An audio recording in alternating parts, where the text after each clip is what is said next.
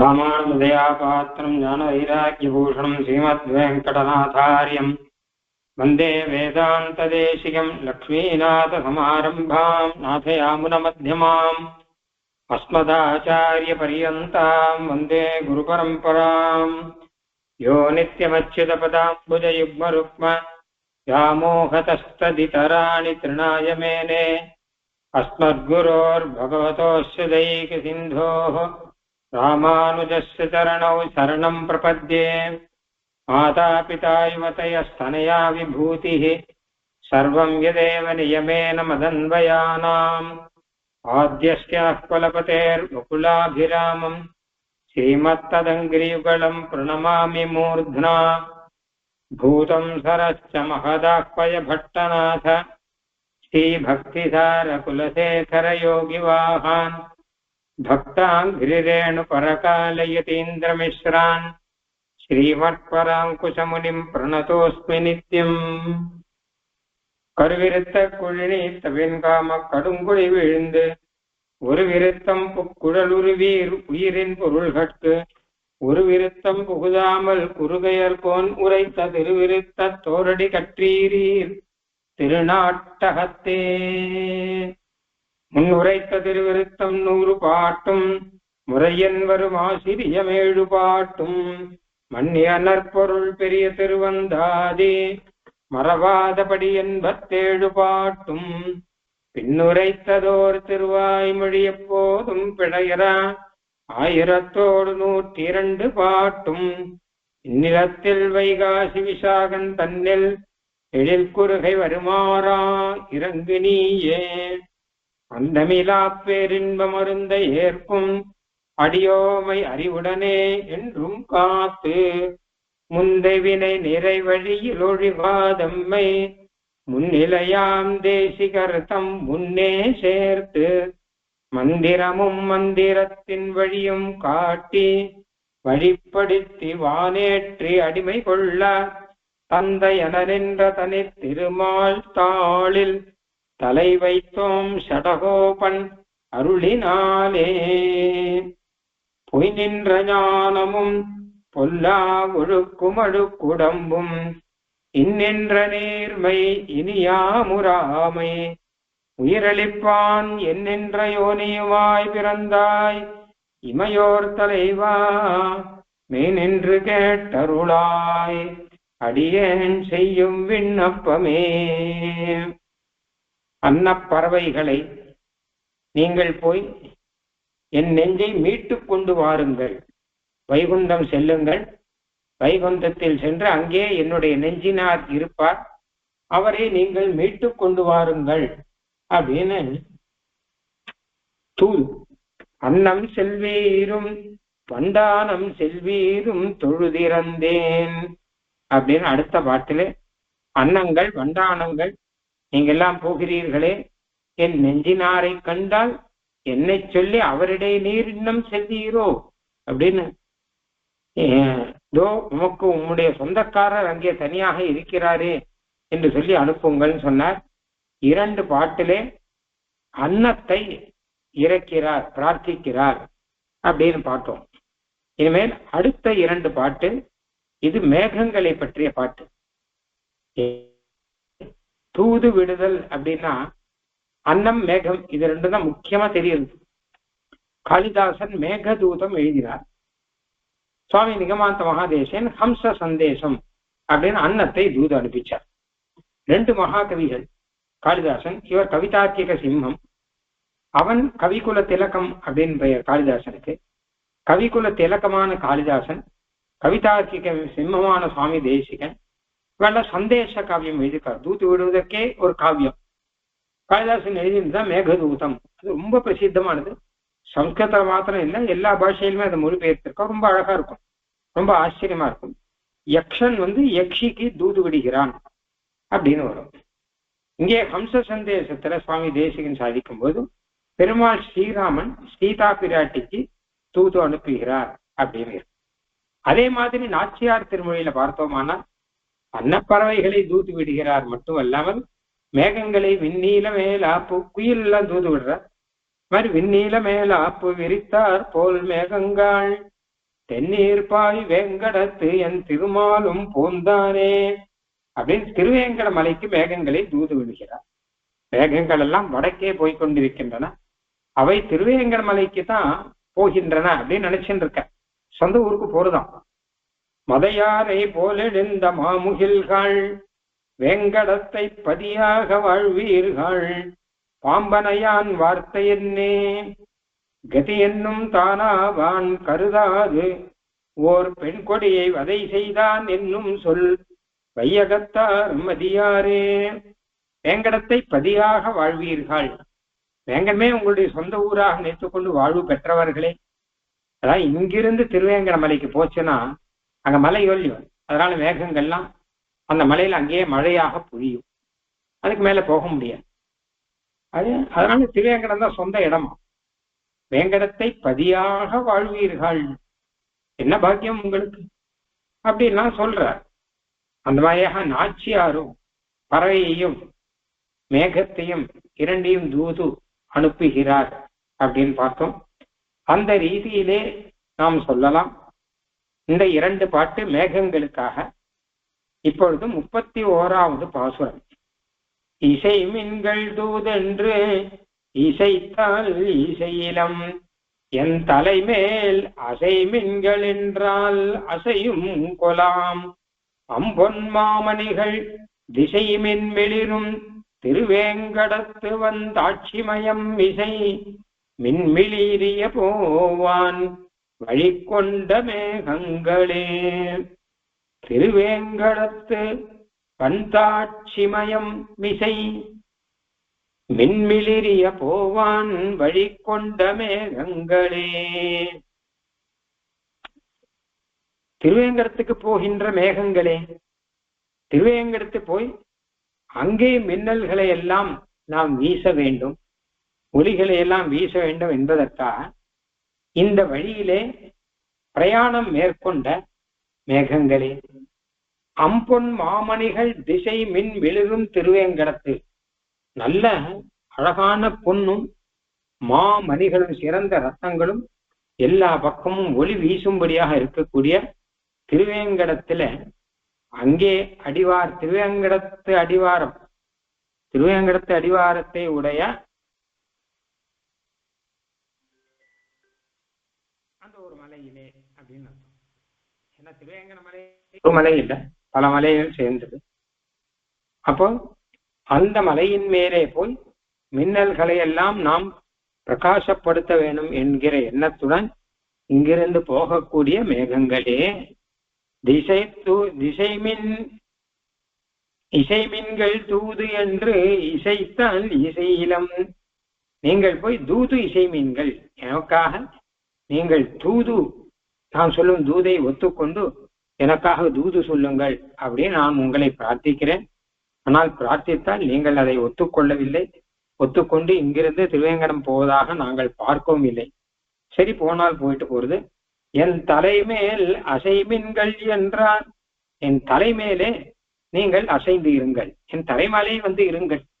ஏன்னா என்னானாலும் நீங்கள் திருவேங்கடத்தை சேர்ந்தவர்கள் தானே, அதனால திருவேங்கடம் தானே உங்கள் சொந்த ஊர். அப்படியானால் என் தலைமேல் உங்கள் கால்களை வைத்துக் கொள்ளுங்கள் அப்படின்னு சொல்லி உங்களிடம் நான் சரணாகதி பண்ணுகிறேன்.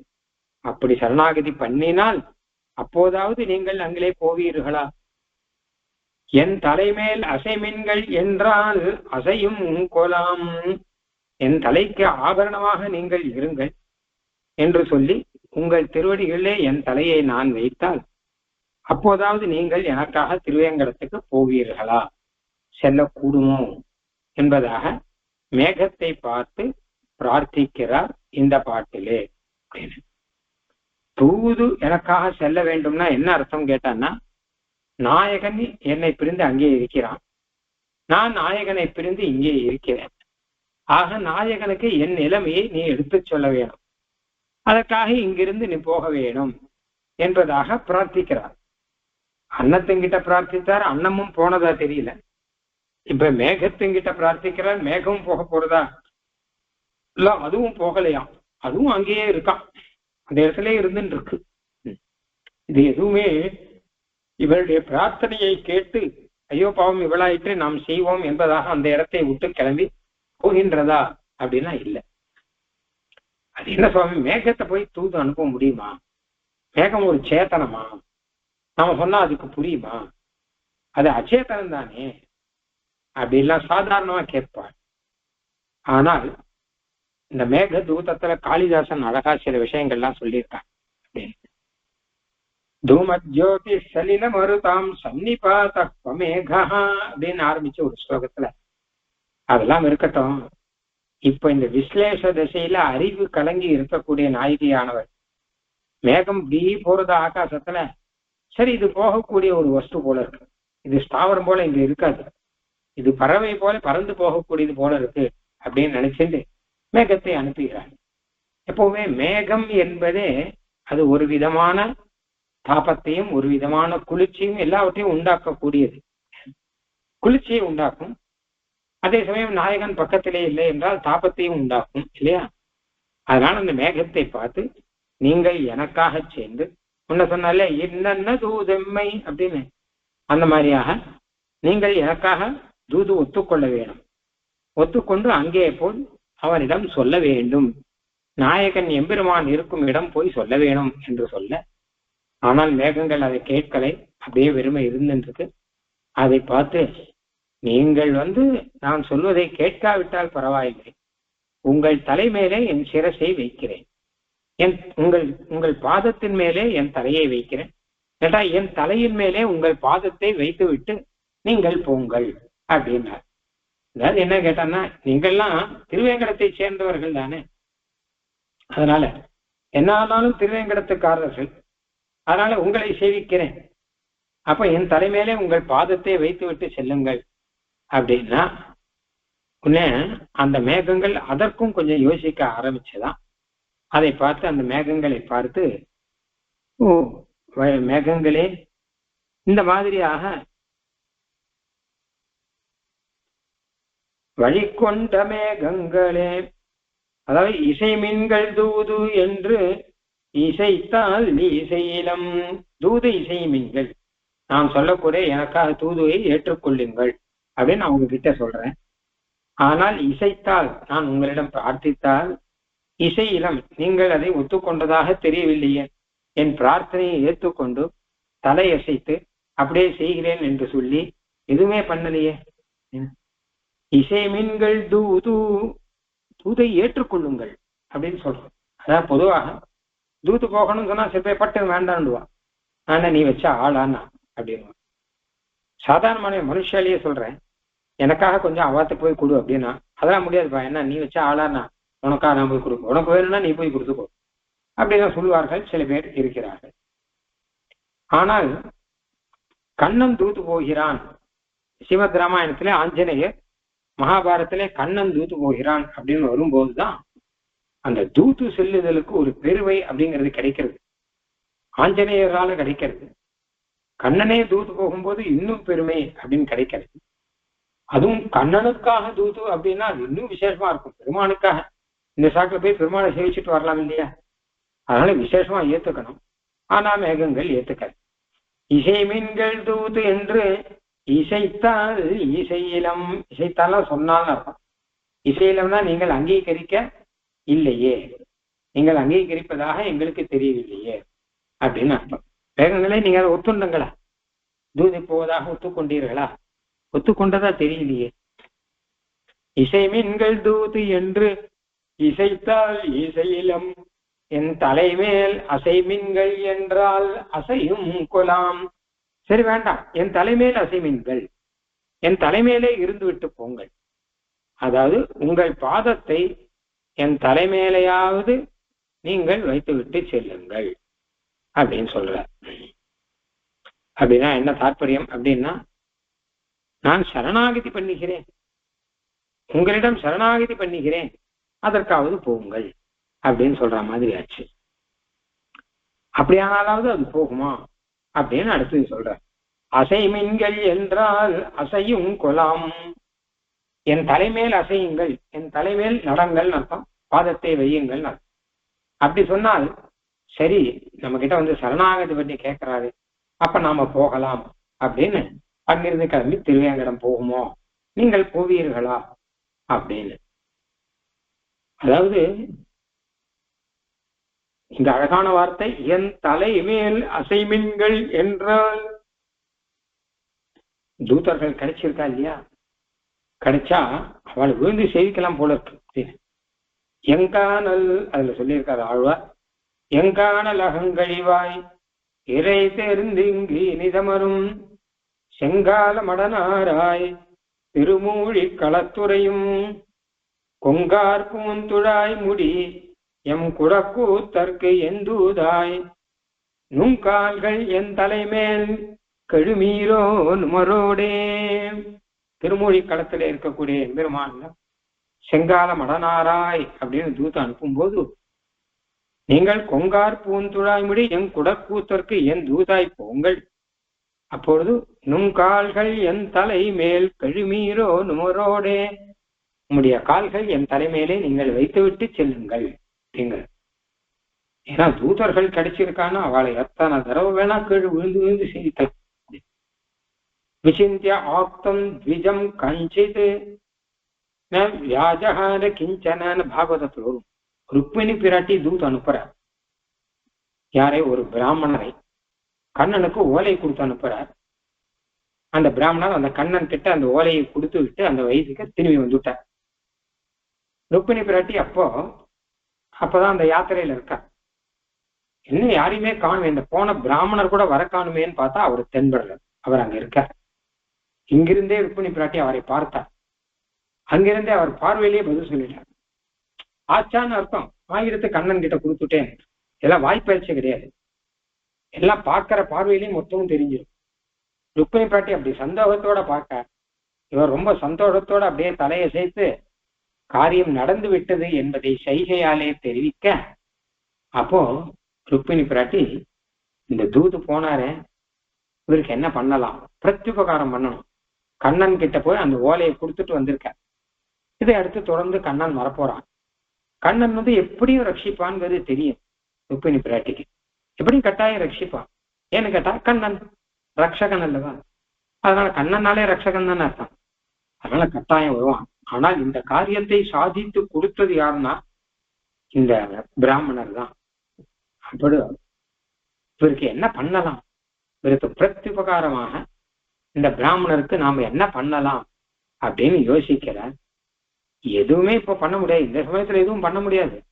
எது பண்ணாலுமே இவர் செய்த உபகாரத்துக்கு பிரத்யுபகாரமாக பதில் உதவியாக ஆகாது. ஏன்னா இவர் பண்ணது மகா உபகாரம். அதனால நவ்யா ஒன்னும் பேசல அவர்கிட்ட.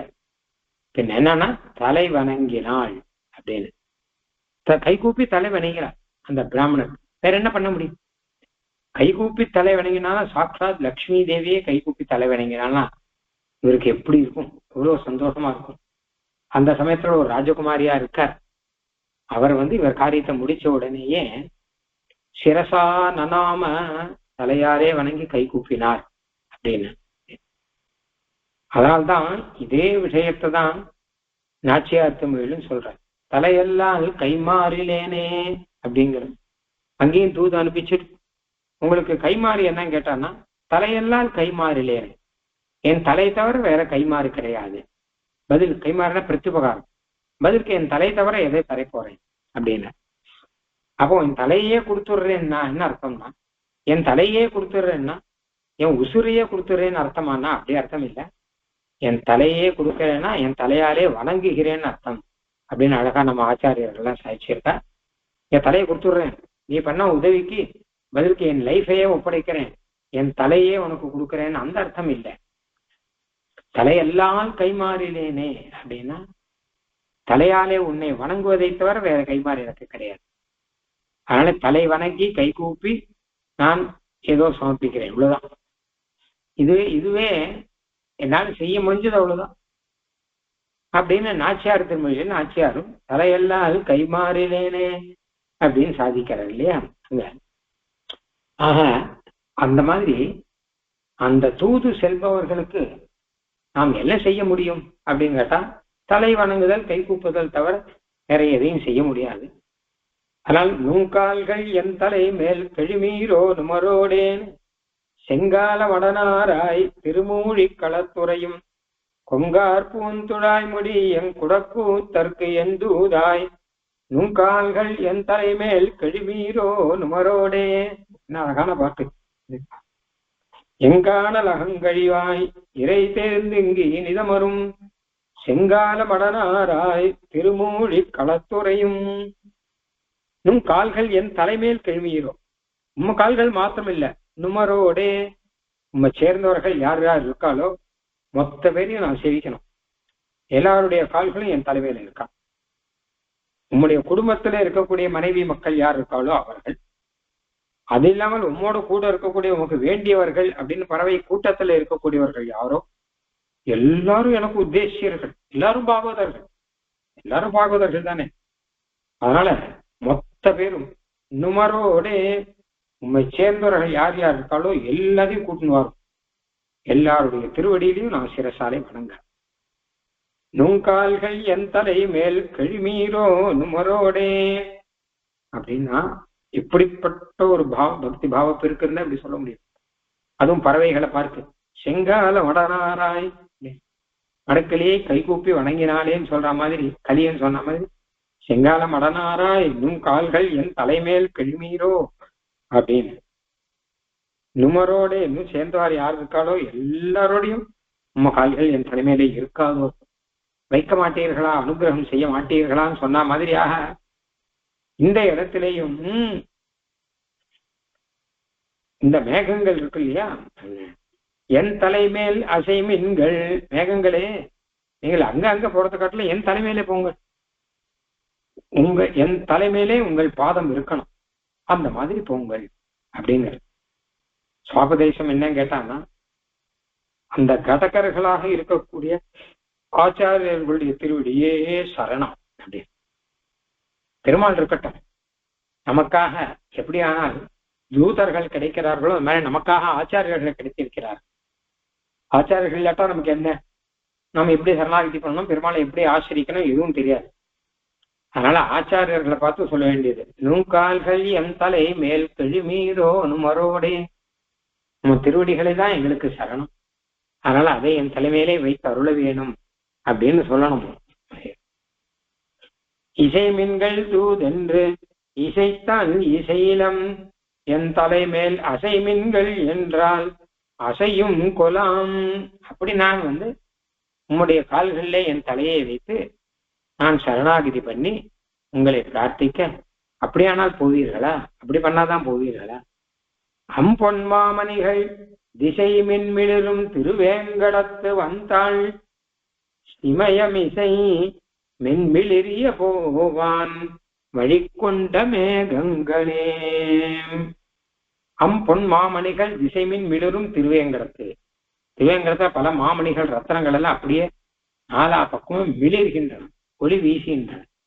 சிந்தாமணிகள் பகரல்லை பகல் செய் திருவேங்கடத்தானே அப்படின்னு உலகம் உண்ட பெருவாயில சொல்ற மாதிரி இரவா ராத்திரியான்னு தெரியாது. ஏன்னா அந்த அளவு ரத்தனங்கள்லாம் இருக்கும், ரத்தனங்களுடைய பிரகாசங்கள்லாம் இருக்கு. அம்பொன் மாமணிகள் திசை மின், ஒவ்வொரு திக்கிலுமே அது பிரகாசத்தை மின்னல் போல வீசும். அப்படி மிளிரும் திருவேங்கடத்து வந்தாள் சிமயமிசை, சிமயம்னா சிகரம்னு அர்த்தம். அப்போ திருவேங்கடத்து வந்தாள் சிகரம் இசை, வந்தாள் சிமயம் இசை மின்மிளிரிய போவான். அந்த திருவேங்கடத்தினுடைய தாள் அப்படின்னா பாதம்னு அர்த்தம். மலைக்கு போய் எப்படி பாதம் உண்டா அப்படின்னு கேட்டா, மலைக்கு கூட பாதம் உண்டு, சிகரம் பாதம் அப்படின்லாம் சொல்லுவா, அடிபாகம். அதனால என் தலைமிசை இருக்கணும் அப்படின்னு, என் தலைமையில் நீங்கள் சேர்ந்து இருங்கள் அப்படின்னு சொல்றேன். திசை மின்மிளிரும் அம்பொன்மாமணிகள் திசை மின்மிளிரும் திருவேங்கடத்து வந்தாள் சிமயமிசை மின்மிளிரிய போவான். அங்க போய் மின்னலாலே மிளிர்ந்து இருக்க வேண்டும் என்பதற்காக இங்கிருந்து போகக்கூடிய திருவேங்கடம் போகக்கூடிய மேகங்களே, வழிகொண்ட மேகங்களே, திருவேங்கடம் போவதற்காக வழியில் பிரயாணம் மேற்கொண்ட மேகங்களே என்பதாக அர்த்தம். இங்க இந்த பாட்டெல்லாம் பொன் மாமணிகள் திசை மின்மிளிரும் திருவேங்கடம்னு திருவேங்கட திவ்ய தேசத்தை பத்தி அழகான தகவல் ஒன்று இருக்கு. அங்கேயே சிந்தாமணிகள் அப்படின்னு சொல்லியிருக்காரு. எத்தனையோ ரத்னங்கள் மலையில இருக்கான். அந்த ரத்னங்களை மாத்திரம் சொல்லாமல் கைங்கரிய பரர்கள் எத்தனையோ பேர் இருக்கா இல்லையா, அவதான் ரத்னங்கள். எல்லாருமே கைங்கரிய ரத்னங்கள். முதல்ல அப்படியானால் திருமலை நம்பிகள் எழுந்தருளினார், திருமலைக்கு எழுந்தருளி கைங்கரியம் செய்தார். அதுக்கப்புறம் பகவத் ராமானுஜர், அனந்தாழ்வான், இப்படி எல்லாருமே திருவேங்கட மலைக்கு போயிருக்காங்க. எல்லாருமே அங்கே இருந்து கைங்கரியம் பண்ணியிருக்காங்க. ஆஹா, அவர்கள் தான் பொன் மாமணிகள் அப்படின்னு அவர்களை தான் சொல்லணும். அவர்கள் திசை மின்விளிரும் எல்லா பக்கமும் பிரகாசிக்கின்றனர். அது பிரகாசித்து இருக்கக்கூடிய திருவேங்கடத்து வன்தாள் சிமயமிசை, அப்படி எல்லாம் இருக்கக்கூடிய திருவேங்கடமலை, அதற்கு சமம் எதுவுமே கிடையாதுன்னு சொல்லும்படியான ஒரு திருவேங்கடமலை. அப்ப அதன் கீழே இருக்கக்கூடிய மலை, அதனுடைய தாள் திருவடி, அந்த திருவேங்கடமலை திருவடிக்கு கீழே இருக்கக்கூடிய மலைகள் இன்னும் நிறைய இருக்கு. என்ன சாத்தும், ஒரு மலைக்குள்ள மலை அப்படிதான் இருக்கும். அந்த மலைக்கு மின் மிளிரிய போவான், மின்னல் மின்னுவதற்காக இங்கிருந்து போகின்ற மேகங்களே, திருவேங்கடத்து வந்தாள் சிமயமிசை மின்மிளிரிய போவான் வழி கொண்ட மேகங்களே, வழியை பார்த்து அதில் வழியில் போக கிளம்பின மேகங்களே. அப்போ நீங்கள் போவீர்களா? இசைமின்கள் தூது என்று இசைத்தான் இசையினம். நான் சொன்னா ஒத்துக்கலையே, முதல்ல தூது போங்கன்னு சொன்னா ஒத்துக்கலையே, என் தலைமையில் அசைமீன்கள் சொன்னா ஒருவேளை கேட்பங்களோ அப்படின்னு சொல்ற. இசைமின்கள் தூது என்று இசைத்தான் இசையிலம், என் தலைமேல் அசைமின்கள் என்றால் அசையும் கொலாம். பொன் மாமணிகள் இசைவின் மிளிரும் திருவேங்கடத்து வந்தாள் சிமயமிசை மின்மிளிரிய போவான் வழி கொண்ட மேகங்களே. அங்க போய் மின்னல் மின்னலங்கிறதுக்காக போய்கொண்டிருக்கு. பொன் மாமணிகள் அப்படிங்கிறது திருவேங்கடத்துல இருக்கக்கூடிய பக்தர்கள் அப்படின்னு அர்த்தம். ஏற்கனவே சொன்னேன், அவர்கள் தான் பிரகாசிக்கிறார்கள் அப்படின்னு வைத்துக் கொள்ளலாம். அப்போ ஆச்சாரியர்கள் அவர்கள்கிட்ட ஒரு விஷயம் பிரார்த்திக்கிறோம், ஆனா அவர்கள் செய்வதற்கு நாழியாச்சு அப்படின்னா அதனால பரவாயில்லை, ஆச்சாரியன் திருவடிகளே சரணம்னு இருக்கலாம். அதுக்காக அவள் விட்டு போயிடக்கூடாது.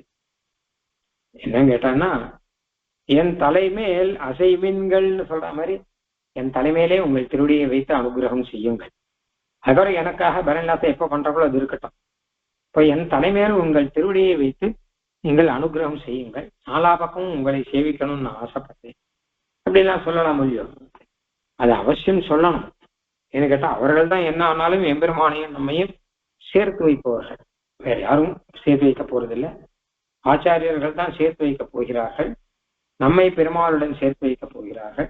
அதனால அந்த பெருமாளுடைய அனுகிரகம் கிடைக்காட்டாலும் இவர்களுடைய அனுகிரகம் கிடைத்தால் அதுவே பாக்கியமாயிருக்கும்.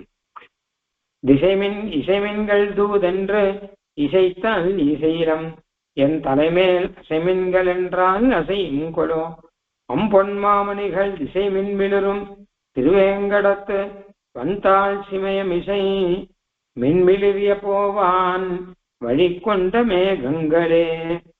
மேகங்களோ உரையீர் எங்காணல் அகங்கழிவாயில சொன்ன மாதிரி இன்னும் பல இடத்துல விண்ணில மேலாப்புல திருவேங்கடத்துக்கு அப்படி மேகங்களையே தூது அனுப்புகிறார் நாச்சியார் அப்படின்னு பார்த்தோம் இல்லையா? அப்போ சுவாபதேசம் இப்படிதான் ஆச்சாரியர்களை அனுப்புகிறார், எம்பெருமானம் சொல்லி சேர்த்து வையுங்கள் என்பதாக பார்த்தோம். மேகங்களோ உரையீர் திருமால் திருமேனியொக்கும் யோகங்கள் உங்களுக்கு எவ்வாறு பெற்றீர், உயிரளிப்பான் மாகங்கள் எல்லாம் திரிந்து நன்னீர்கள் சுமந்து நுந்த மாகங்கள் நோக வருத்தும் தவமாம் அருள் பெற்றதே. மேகங்களோ உரையீர், மேகங்களே நீங்கள் கொஞ்சம் சொல்லுங்கள். இந்த பாட்டம் மேகங்களுக்காக. மேகங்களே நீங்கள்லாம் எம்பெருமான் திருமாலுடைய திருமேனி போல இருக்கங்களே, அப்ப இந்த யோகம் உங்களுக்கு எப்படி கிடைச்சது? பெருமாள் திருமேனி போல இருக்கக்கூடிய பாக்கியம் உங்களுக்கு கிடைச்சிருக்கே. என்ன யோகம் பண்ணுங்க? கர்ம யோகமா, ஞான யோகமா, பக்தி யோகம்? ஒரு யோகம் இல்லப்பா. அப்ப உங்களுக்கு இந்த யோகம் எப்படி கிடைச்சது? பெருமாள் திருவடியோடு சேர்ந்து இருக்கக்கூடிய யோகம்ங்கிறது எப்படி கிடைச்சது? ஒருவேளை நீங்க தபஸ் பண்ணி இருக்கணும். மேகங்களே ஏதாவது தபஸ் பண்ணி ஸ்ரீவைகுண்டத்துல பெருமானோட சேர்ந்து இருந்து அவனுடைய திருமேனி அழகை நீங்கள் பெற வேணும்னு யோசிச்சிருக்கோங்க. நீங்க தபஸ் பண்ணிருக்கோங்க. ஏன்னு கேட்டாங்கன்னா இத்தனை இப்போ உயிரளிப்பான் மாகங்கள் எல்லாம் திரிந்து நன்னீர்கள் சுமந்து நுந்த மாகங்கள் நோவ, உலகத்துல எல்லாரையும் ரட்சிக்கணுங்கிறதுக்காக இந்த மேகங்கள் எல்லாம் அப்படியே ஜலத்தை எடுத்துக்கொண்டு மாகங்கள் எல்லாம் திரிந்து ஆகாசம் மொத்தம் அப்படியே திரிந்து அப்படியே நிறைய ஜலத்தை சேர்த்து வைத்து கொண்டு கஷ்டப்பட்டு உடம்பால கஷ்டப்பட்டு இருக்கேன். வருத்தம் தவமாம் அருள் பெற்ற, இப்படி கஷ்டப்பட்டு தபஸ் பண்ணிட்டு யாருக்காக கேட்டா தனக்காக இல்ல, உயிரளிப்பான் ஜீவர்களை ரட்சிக்கணுங்கிறதுக்காக கஷ்டப்பட்டு இந்த ஜலத்தை எல்லாம் எடுத்துக்கொண்டு அப்படியே ஆகாசத்திலே மேலே போய் உடம்பு நோகும்படியாக இருக்கக்கூடிய மேகங்களே, நீங்கள் அன்னைக்கு இப்படி உடலை வருத்தி கொண்டு செய்ததுதானே தவம். அந்த தவத்துக்கு பயன்தான் திருமால் திருமேனி போல ஒரு அதே நிறத்தில் நீங்களும் இருக்கிறீர்கள், அந்த திருமேனியை பெற்றிருக்கிறீர்கள். வருத்தும் தவமாம் அருள் பெற்றதே, உடலை வருத்தி கொண்டு நீங்கள் செய்த இந்த தவம் இருக்கே, இதுதான் அருள் பெற்றதே. அருள், அந்த அருள் கிடைக்கிறதுக்கு காரணம் இதுதான். ஏன்னா உலகத்து லோகக்ஷேமார்த்தமாக நீ இப்படி பண்றோங்க,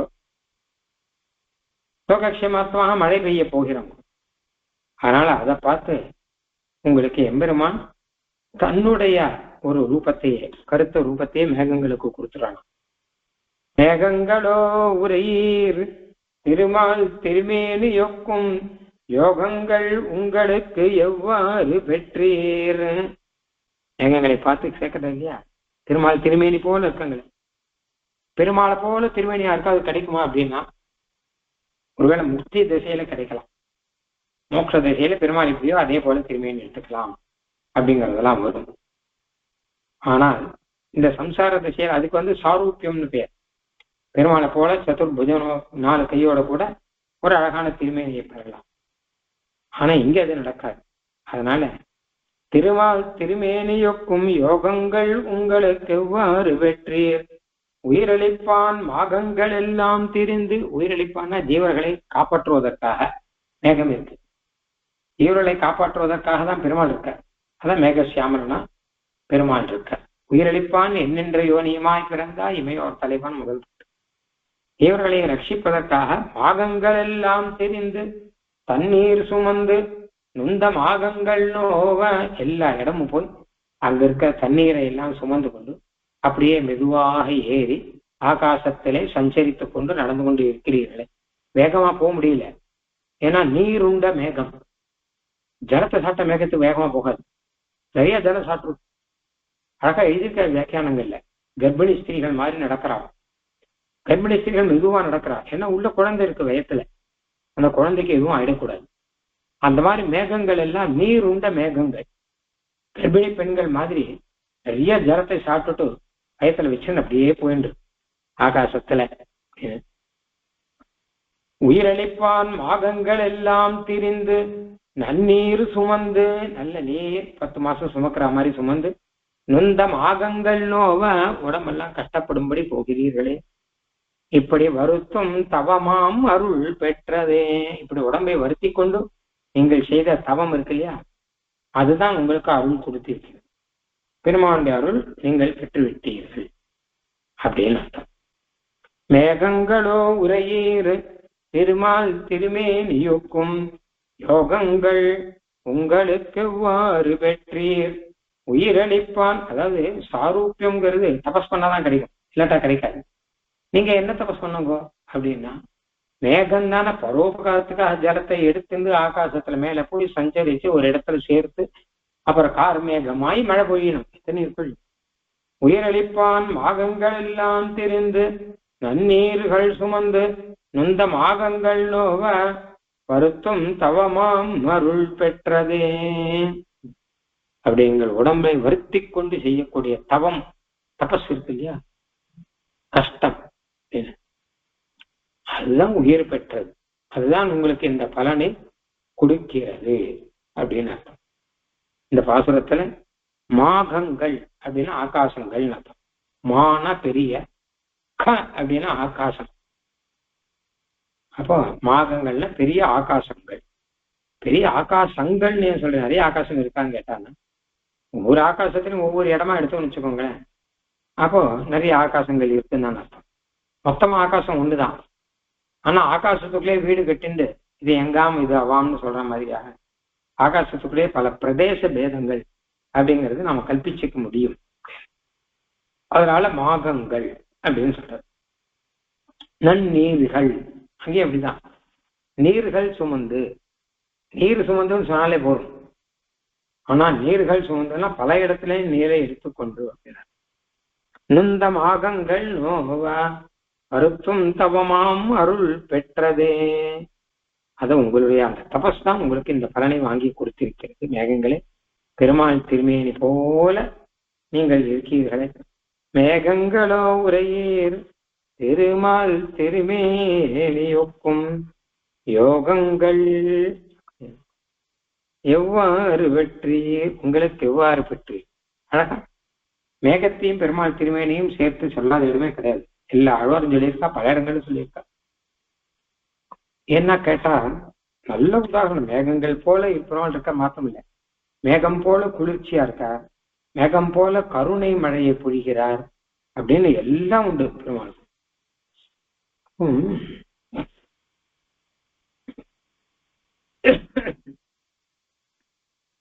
இந்த மாதிரியாக அந்த மேகங்களுக்கு இருக்கக்கூடிய பாக்கியம் திருமால் திருமேனி போல மேகங்கள் இருக்கு அப்படின்னு சொல்றாலும் அந்த பாக்கியத்துக்கான காரணம் எல்லாத்தையும் சொல்லிடுறேன். மேகங்களோ உரையீர் திருமால் திருமேனியொக்கும் யோகங்கள் உங்களுக்கு எவ்வாறு பெற்றீர்.